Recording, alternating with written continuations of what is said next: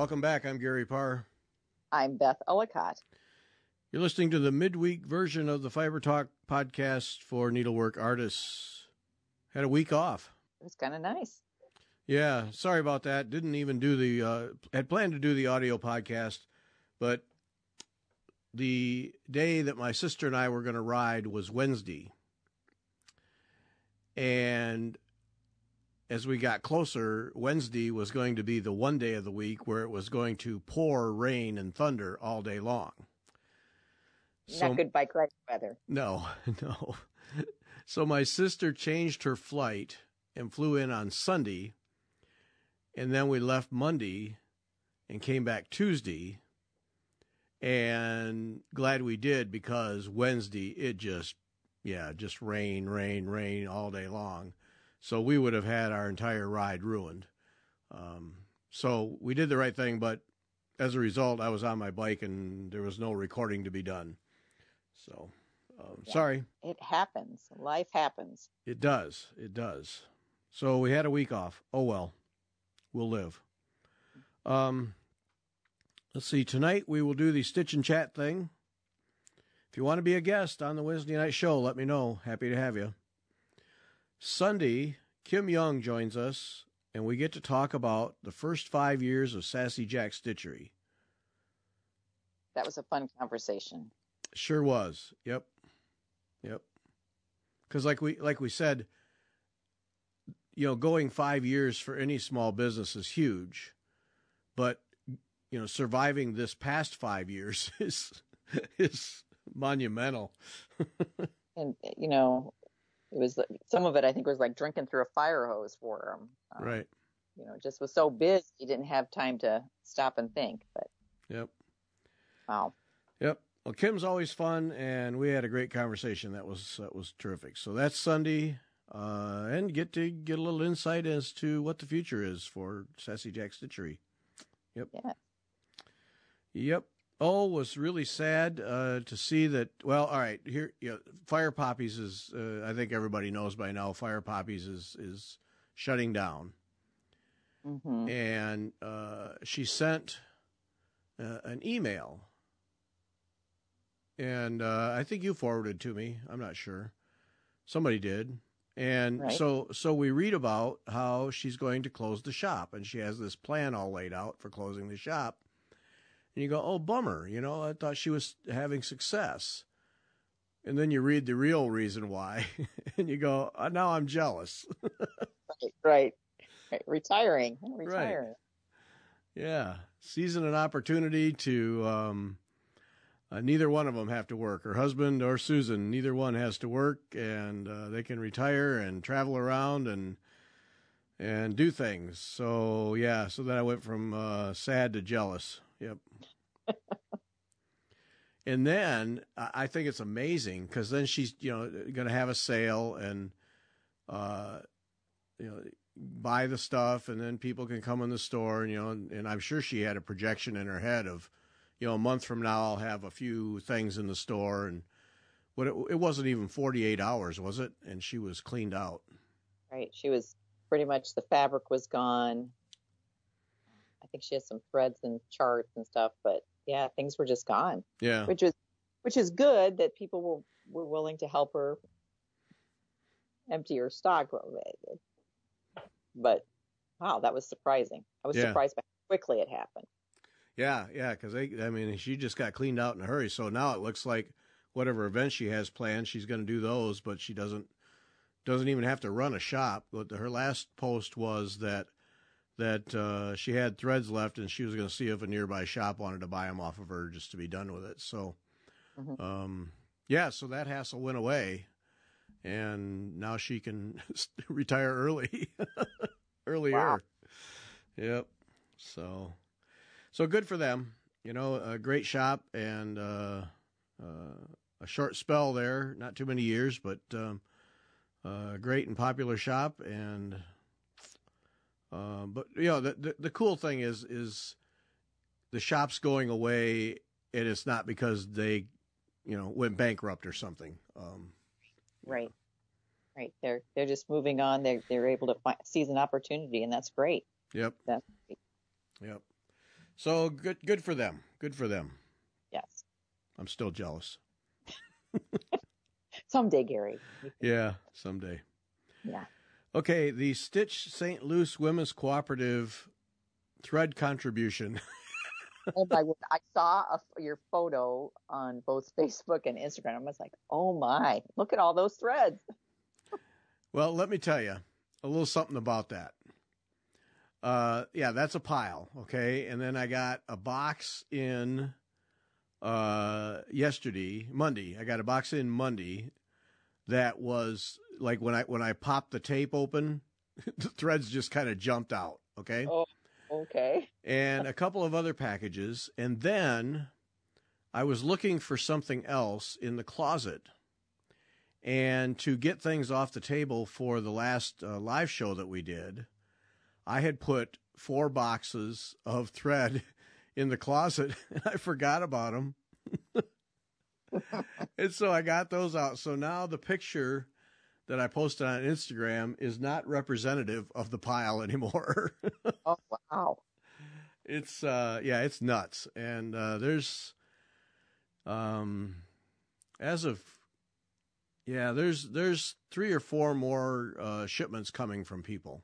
So it's terrific. It's just terrific. I mean, we're going to send a lot of thread to the ladies in Madagascar, and it's fantastic. I wrote to Rebecca Dallimore and said, "Hey, I've got a ton, and so any advice on shipping, because she gave shipping for like individuals to send stuff, right. And any advice on shipping this amount of stuff." And I sent her the picture I put on Instagram. I said I'd appreciate it. So, but it's fantastic. I mean, people have just really cut loose. There's a whole pile of needles here, and the thread pile is. I've got to take it off the table for the show tonight, but I also have to take it off the table because I can't put any more on because it keeps falling down and falling off the table. So. Oh, I hope she gives you some good advice on how to mail that, because I looked at that and I thought, how is he going to mail all that to Rebecca? It's going in a giant garbage bag to start, just to protect it all. Mm-hmm. And then I got to get a box. And I don't know, because now I'm starting to think maybe we look at DHL or something rather than just, the post office. Right. Right. Yeah, I don't know. So I'm hoping she'll have some advice that will help me out. But that's a lot of thread. So, yeah, thanks to everybody for doing this. I mean, it's fantastic to be able to help these ladies out. And so I really appreciate it. And, you can tell people, writing, asking for the address, and they're more than happy to contribute. And it's just great. So, we've had that box all the way down to half dozen skeins. I mean, everybody has contributed, just a ton of people. I got to also, I opened up all of them Sunday, and then except for the ones that were in the closet and the ones that came after that. And I just was throwing the envelopes and boxes on the floor, and now I've got a cleanup job there too. So, yeah. Oh, my. Yep. So it's great. It's great to be able to help people out who can use it and convert it into money that they need for their families and their kids' education. So, yep. Great to be able to do it. Stitchers are generous people. Yep. And if you want to contribute, write to me, Gary@WeTalkFiber.com, and I will send you my address, and you're more than welcome. The stuff isn't going out for at least another week. So, if you want to contribute, and I'll, if another batch comes in after that, I'll do a second shipment, but I am going to get these out of the house here. This is Gary, are you in your room? I can't find you from all the stuff. This afternoone, I was sitting here working, and she just stuck her head in my room and looked over at the table, and she just shook her head, and she just goes, "Wow." Yeah, it's very cool. So, yeah. Yep. So if you want to, anything from a skein to whatever of DMC floss is what they're used to getting, but I've been telling people 6-stranded cotton floss. It'll all work. But quality stuff. Don't send like that really cheap DMC stuff that schoolgirls use to make bracelets and things. Send the quality stuff. But good quality cotton floss, 6-strand. Send that, and then they use sharp needles. Sizes 5 to 9 is what they're used to. And I've got all manner of needles here, but sharp 5 to 9 is what they prefer. And they like brighter colors of thread, pink, yellow, green, purple, that kind of thing. They use those a lot. But, send whatever you have. They'll... Right. For every bright color, you need a dark color to contrast. So, yep. So if you want to contribute, fire it off to me, and I'll send the address, and you can send the stuff. And there's no deadline. Like I said, at some point here soon, I'm going to send this batch out just to get it out of the house. But then if there's another collection that comes in over the next 3 weeks, then that's fine. We'll send that too. They'll use it. So, yep. A cool thing. All right, yeah. Now you sent me... I usually watch the Country Stitchers floss tube. And the new one I have not watched all the way through, but I watched the segment that you pointed me to where Deb was talking about her montage project. Yes. Yes. It intrigued me because she's been showing it several of her floss tubes, and the center is a wreath. That's how it started.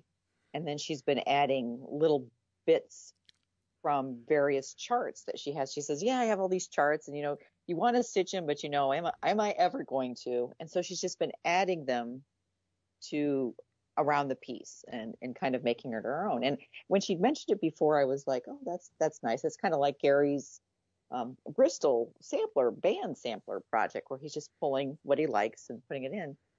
But then I was working on Portefeuille. And I noticed that there's like one lone A. It's just a little A, and then there's like a lot of blank space around there. And I have to say that kind of bothers me. I thought, well, maybe there's more alphabet in there, and I could add that. No.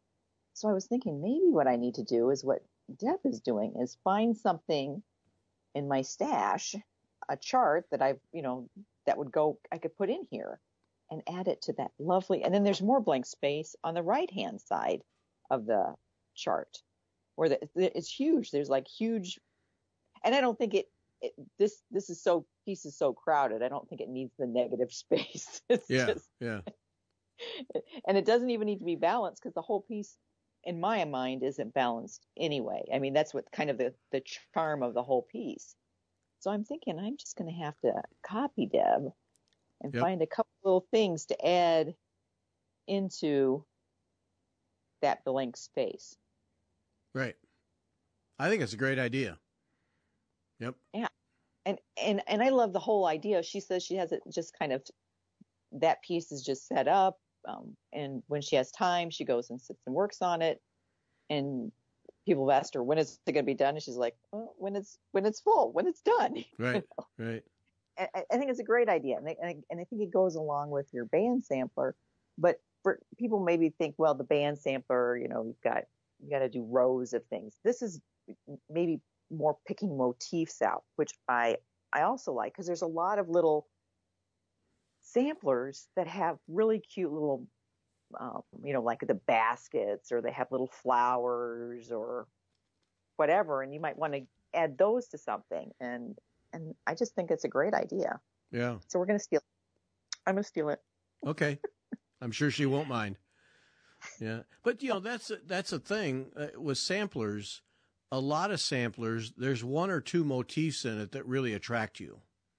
Right. And then, the overall thing is nice. You buy it. But it's the one or two motifs. And so, this is a great idea for just doing those one or two. And then, because after a while, maybe you cool off on doing the whole sampler, but you still like that pot of flowers or that little bird or something.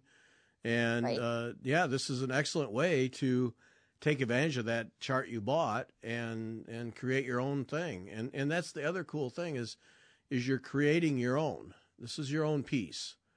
And you can be as creative you want, and it's done in blue and you want it in red, do it in red, Yeah.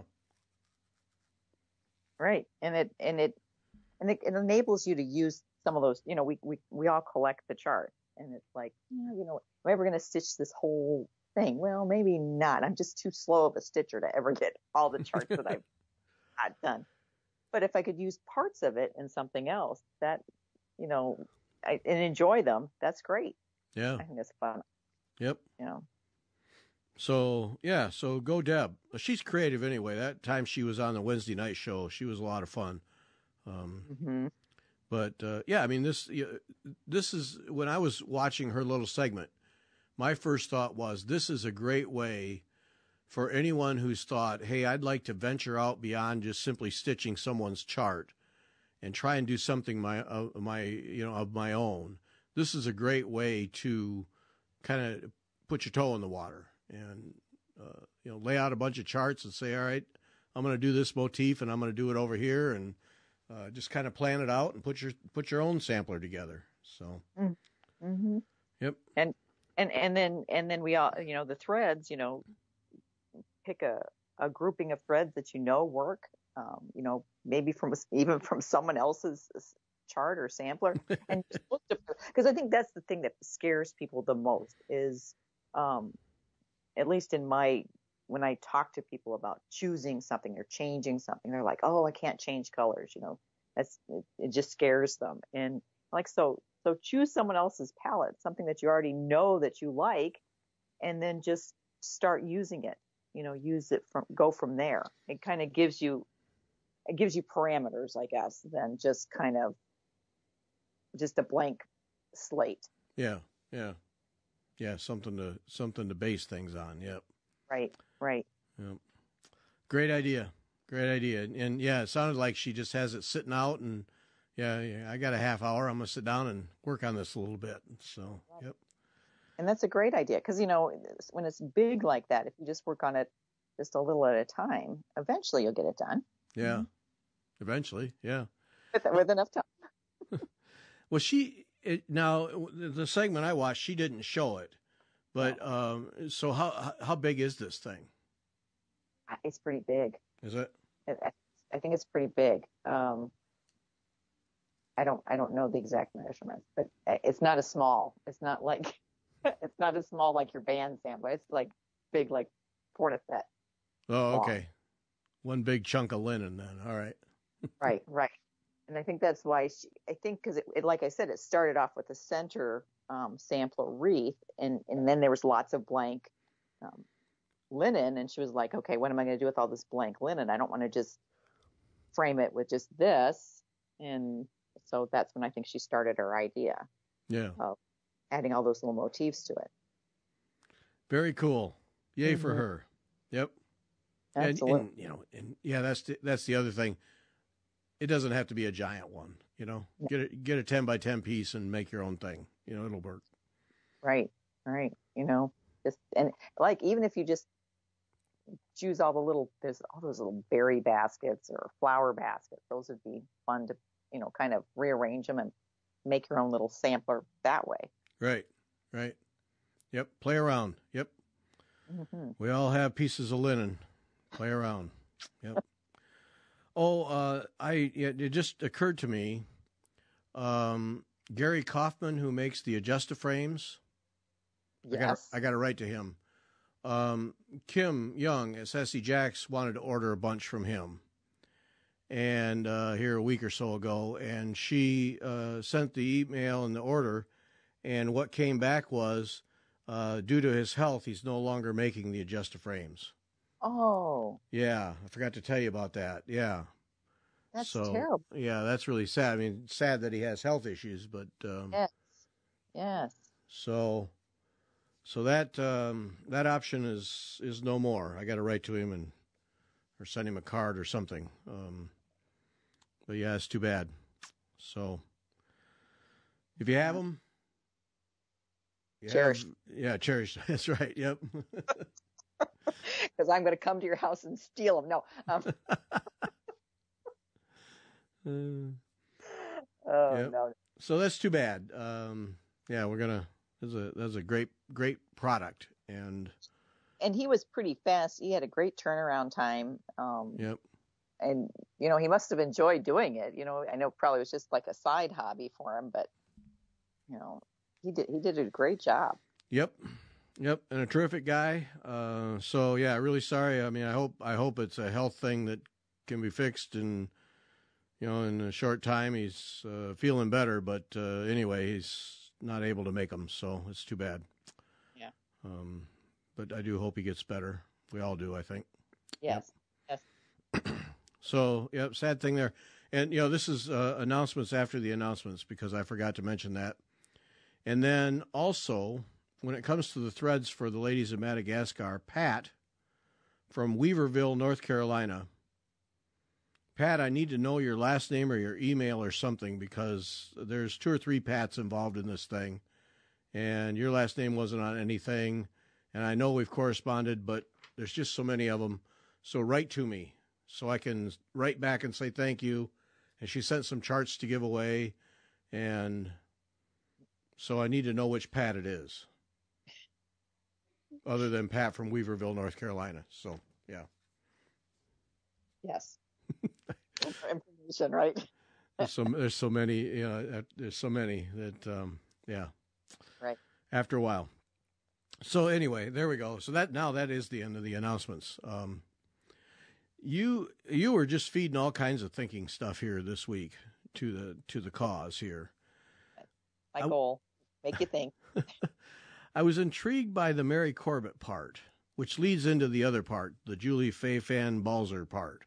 Okay. But the Mary Corbett part, because I've been there, I think we all have. Right. Sometimes we put off what we want to stitch because we feel guilty that we aren't stitching what we need to stitch. For example, right. You might have an unfinished project that's hanging over your head with like a dark cloud because it's keeping you from stitching what you really want to stitch. Yeah. Yeah. And it's like sometimes I think we forget that this is a hobby. I think, I've got to get this project done. It's imperative. And it's like, okay, so, and now maybe for Mary Corbett, because it's more of a job. Yeah. But for most of us, this is just something we enjoy doing. So why is it that we are not enjoying what we're stitching? Sometimes I hear myself saying, well, I've got to get this stitched. I got to get this done. But I think sometimes it's just nice. It's just saying, well, you know what? I want to stitch XYZ project. I don't necessarily want to work on. It's like Spring Hill right now. Spring Hill it's close to being done, but it moved back to the basement because I was like, okay, I'm done making little X's on you for a while. I want to work on a needlepoint canvas. I just want to do something different. Yeah. Yeah.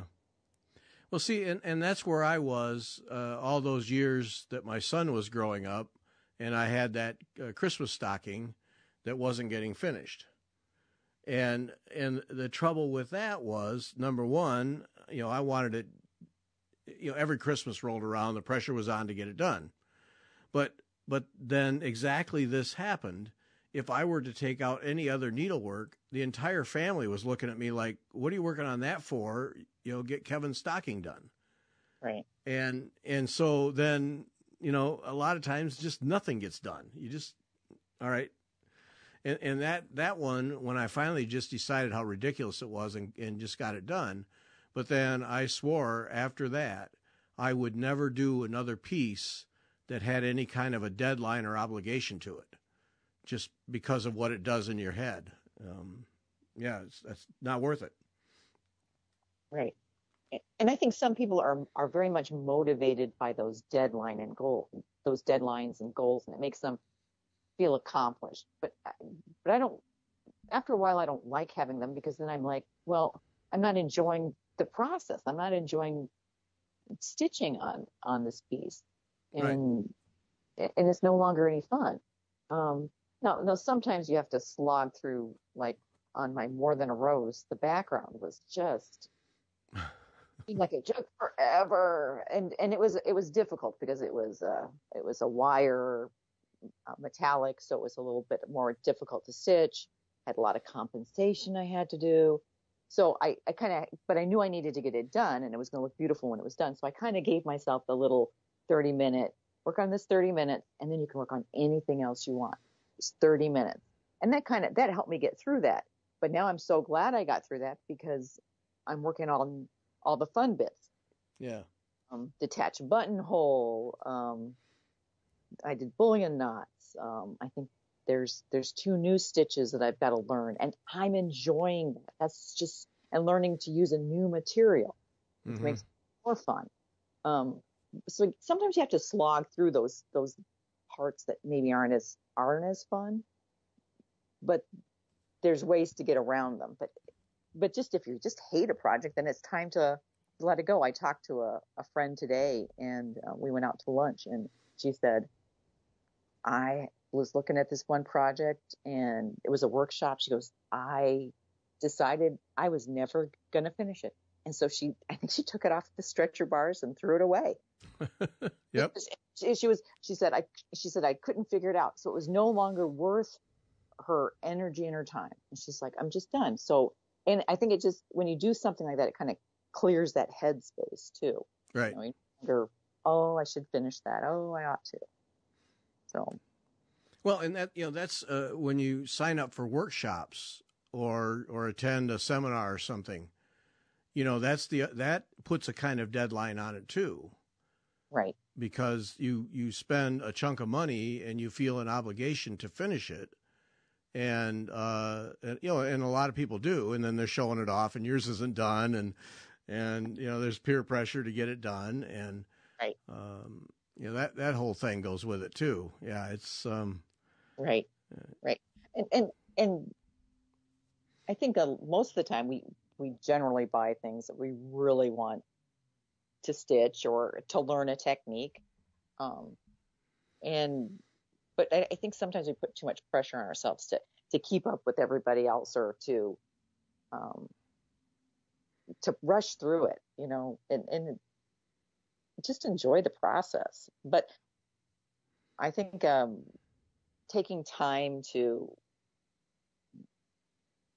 decide what you want to stitch too, because we're not going to live forever either. And that was the discussion my friend and I were having, because she was going through some of her stash. She's like, I know I'm never going to stitch all this stuff, so I need to unload it to different groups and get rid of it, because I know I no longer love it anymore. It's no longer something I am going to stitch. Right. Going through that process. Yeah.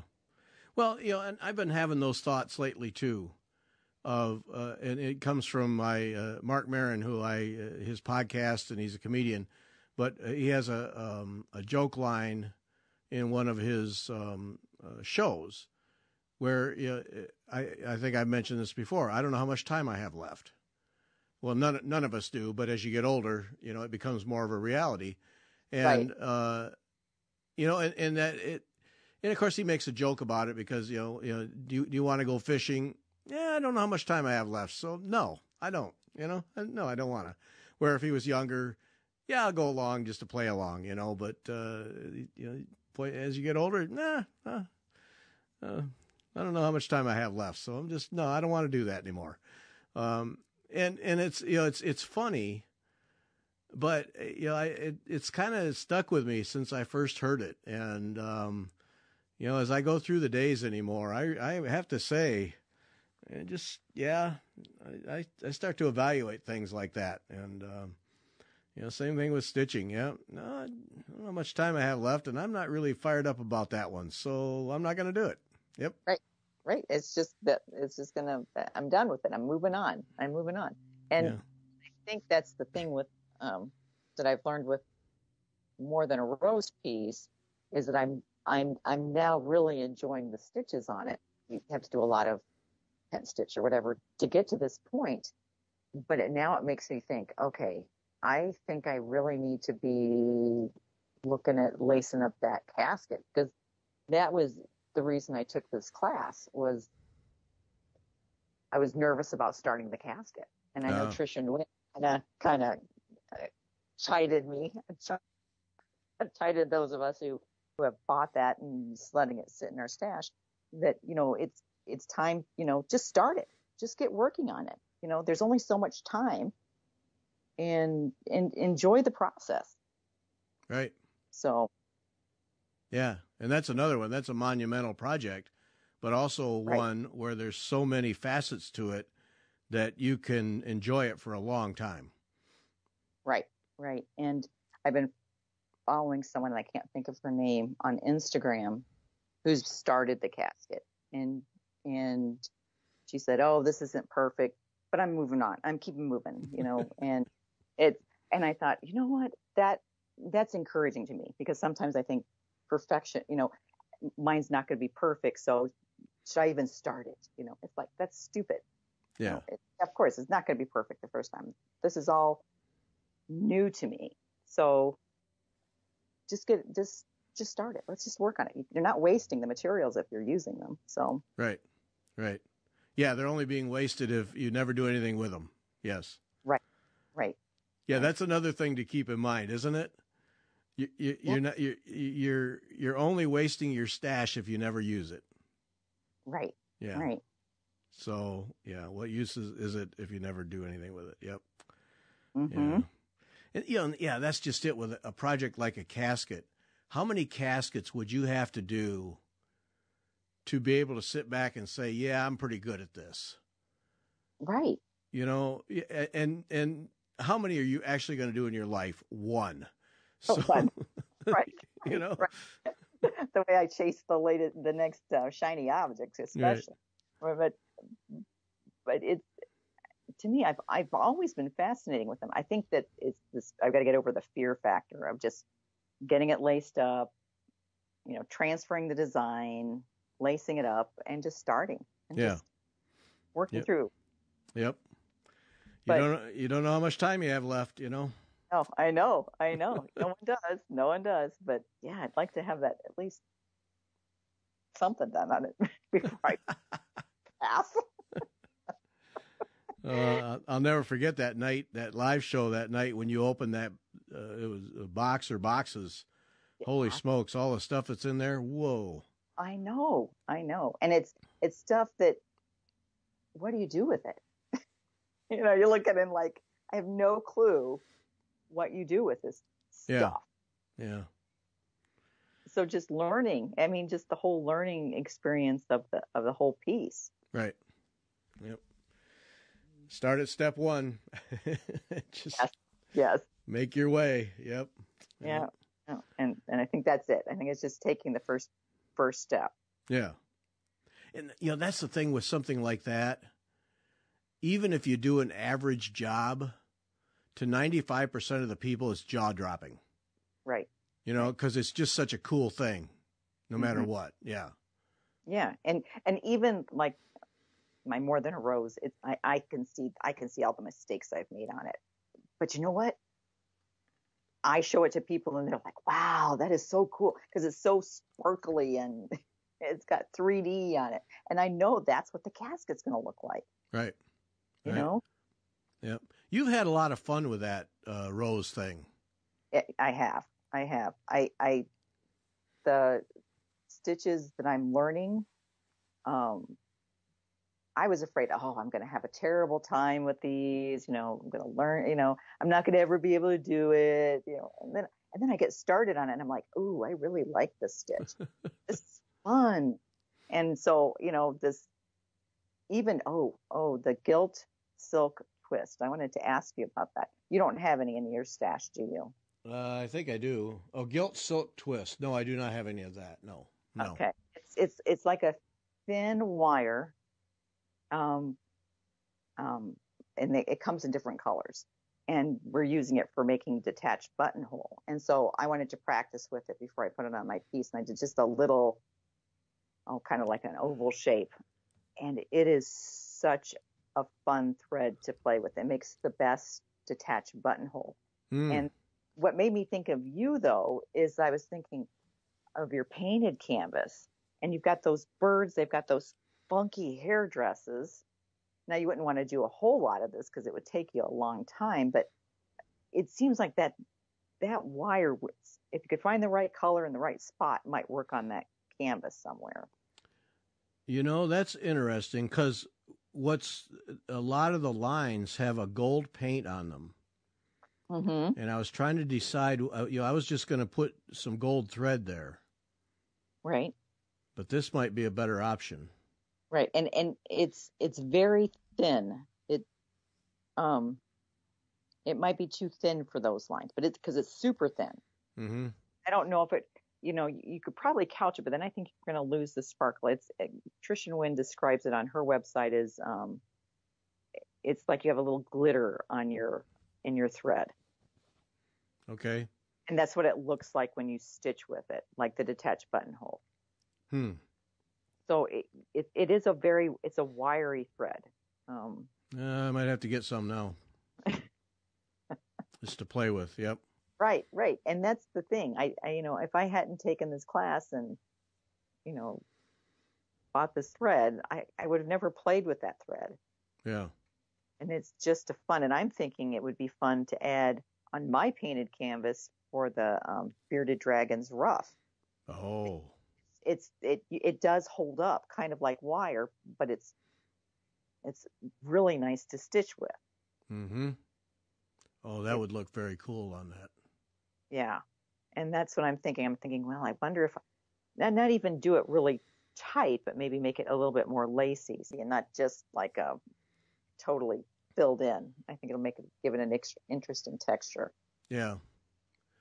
Well, hey, give it a try. I mean, that's the whole idea behind painted canvases is do what you want. So, right. And the world of threads is at your disposal. So, yes. Why not? Yep. I mean, the last time you showed that painted canvas, yours is looking very, very cool. You really got it going, I think. Yeah, and I think I know where I'm going with my border. I talked to Kathy Ray, and she sent me some Capri 18, which is a matte thread. Oh. And beautiful, bright colors. And so I know what I'm going to do for that border now. I just need to start stitching. Capri 18, is that Rainbow Gallery? Yes. Yeah. Mm-hmm. Yep. Love the range of colors. It should work. Well, when it comes to knowing threads, there's probably not anybody as good as Kathy. So, right. There you have it. That's neat. Yep. All right. This Julie Faye Fan Balzer. Now, I subscribe to her blog or Instagram or whatever, so I read her stuff, but I just read over it mostly. And you follow her quite closely. But she had a whole thing about time as part of the artistic process that's interesting. Right. And I think when I stopped and I was reading it, she was like, okay, you have to have time to think. And I was thinking, okay, time to think. So planning your project, maybe time to practice. We talk about that all the time. If you want to get better, you want to practice it. Time to grow. We were just talking about that. My first project on a casket is not going to be perfect. You got to give yourself that permission to grow in your the quality of your work. Time to change. I think over time, don't you think we change when we do what we like and don't like? I hope so. Yeah. I mean, when I started, I just liked cross stitch. That's all I did. And now, there's not a technique I don't like. Mm-hmm. Yeah. So, time to find new ideas, time to process, time away. I think that's the thing. It's hard to give. Sometimes you think, okay, we've got all these projects. I should be working on them, But sometimes I think you do need a break from needlework. Yeah. Stepping back a little bit and saying, okay, I'm gonna do something else for a little bit, because I always come back to it. I've never, even when I've taken a break from needlework, it calls to me. I have to get my needle and thread out and start again. Right. Well, I think that in this whole list, I think that is probably one of the top one or two time away, because if I follow several cyclists, all who are social media influencers and doing videos and Instagram posts all the time. Well, that means as a cyclist, if you're doing particularly YouTube videos, you're riding all the time.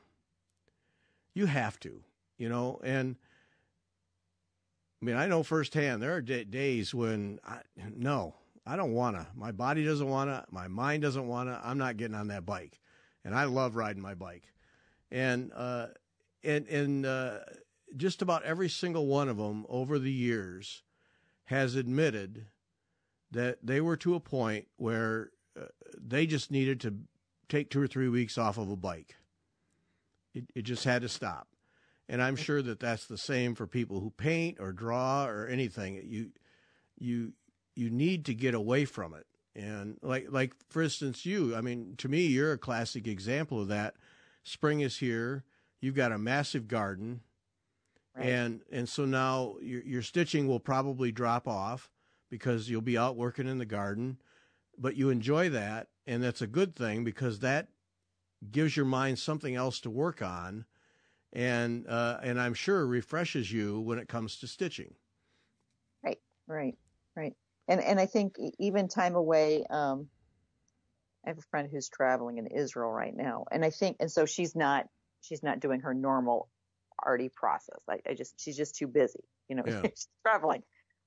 But going and doing something totally different than what she's normally does. I think when she comes back, I'm waiting to hear all her ideas that are just going to flow from her, from being somewhere else, from doing something else. And you're right, going out and gardening.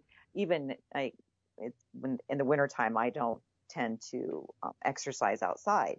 Well, it's starting to get warmer. I'm going out more.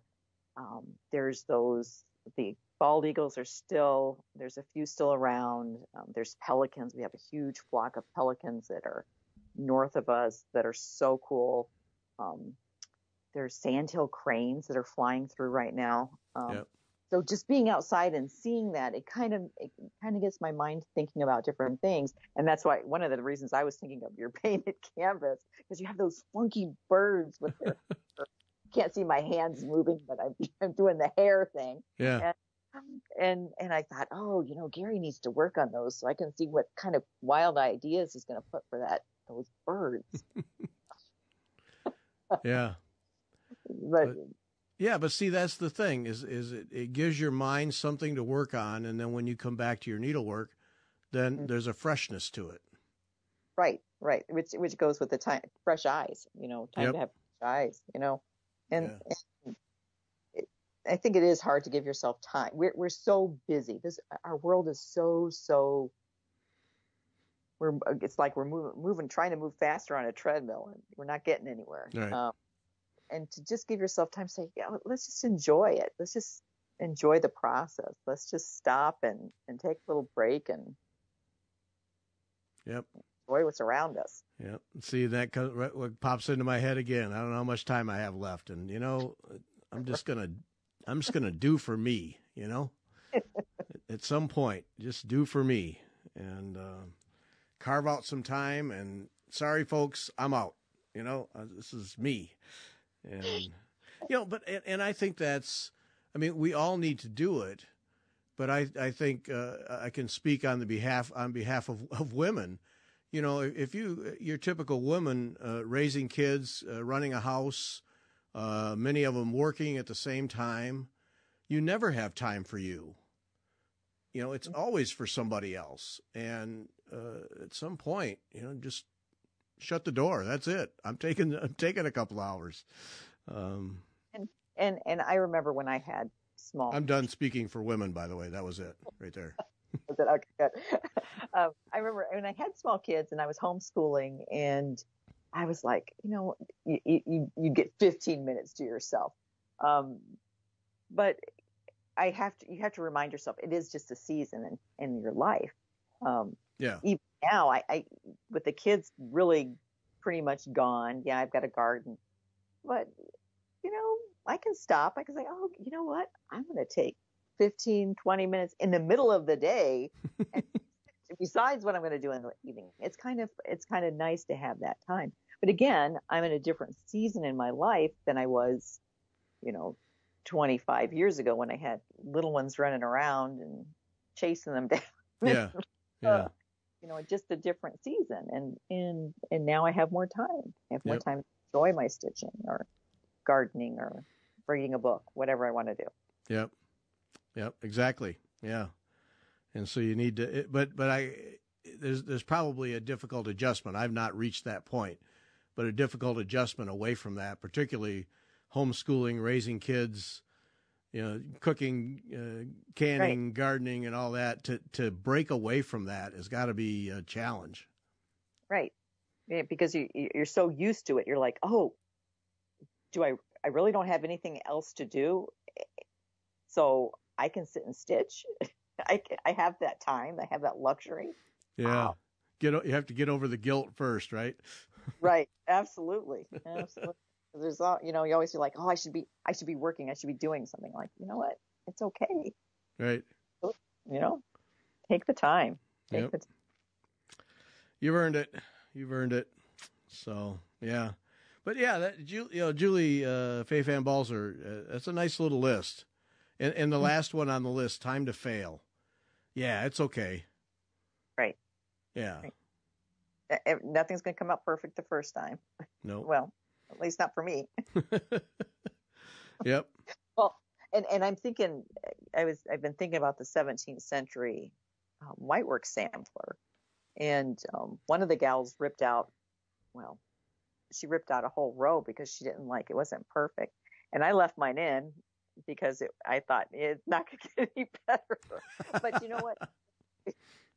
We both looked at it, and I think there's growth there. There's when you're stitching and you're learning new techniques, you have to give yourself permission to. It's like, okay, yeah, this isn't perfect, but that's okay. I'm going to move on. I'm going to keep going and keep learning more about this technique. Yeah. Or not say I hate this. Yeah. Yeah. There's that side of the coin too, and that's okay too. I gave this my best shot. I hate it. I'm not doing it. I'm not. Yeah. I'm done. Yeah. Done. But then I will always maintain that when that happens, you're a better stitcher for it. Because even if you hate it, you took something out of that technique that will help you elsewhere. I just firmly believe that. Yep. And I think also too, and that same thing, I took a blackwork course years and years ago, and I always said, oh, I really hate blackwork.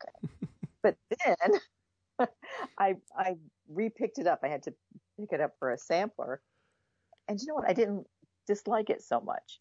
And I went back and looked at what I did. I was working that blackwork on 8 o'clock. Oh. And that's a little different.